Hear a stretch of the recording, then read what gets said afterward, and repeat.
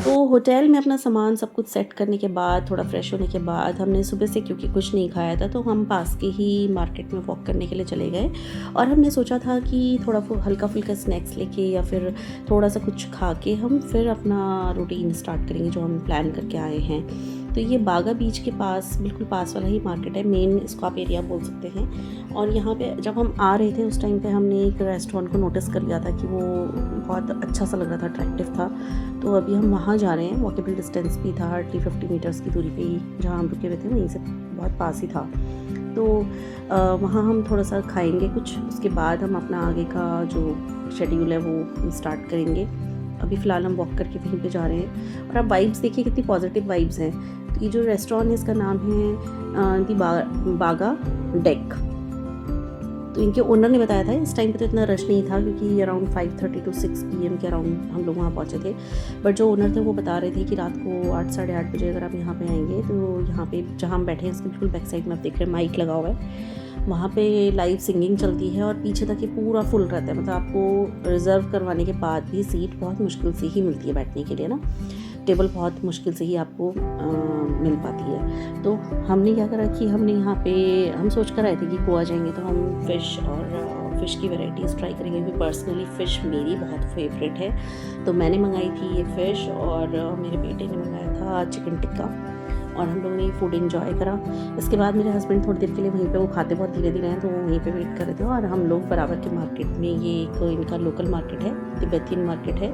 यहाँ पे ज्वेलरी, जंग ज्वेलरीज और बहुत सारे शोपीस के आइटम्स और होम डेकोर थे।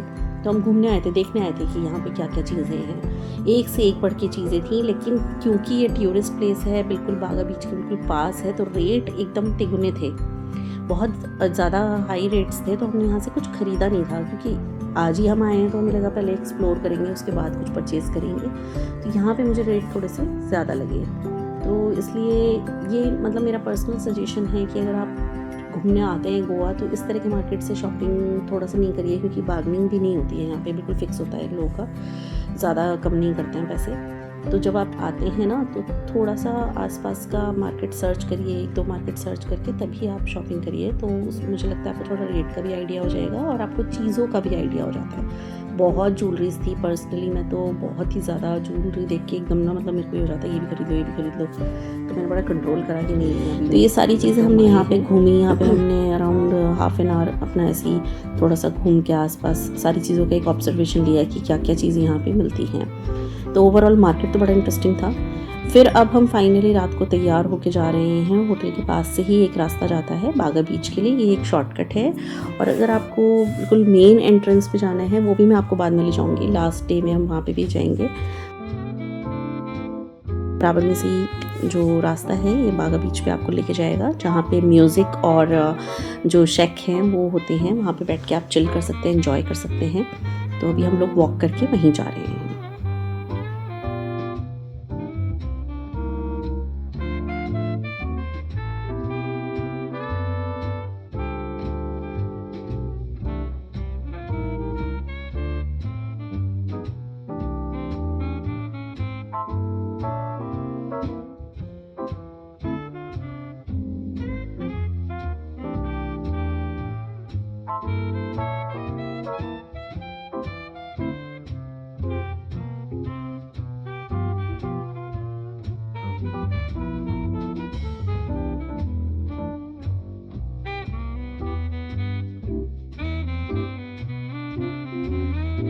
गोवा घूमने के लिए जो वेदर है वो सबसे अच्छा होता है कि जनवरी से लेकर आप मिड मार्च तक अगर यहाँ पे आते हैं तो यहाँ का जो वेदर है वो बहुत ज़्यादा सूटेबल होता है। मतलब बहुत गर्मी और बहुत ठंडा नहीं होता है, माइल्ड वेदर होता है। तो आप आराम से डिफरेंट प्लेसेस विज़िट कर सकते हैं और एंजॉय कर सकते हैं। तो लीजिए, घूमते घूमते हम बिल्कुल बीच के पास ही आ गए हैं। यहाँ पे भी वाइब्स जो हैं वो बहुत ही पॉजिटिव हैं।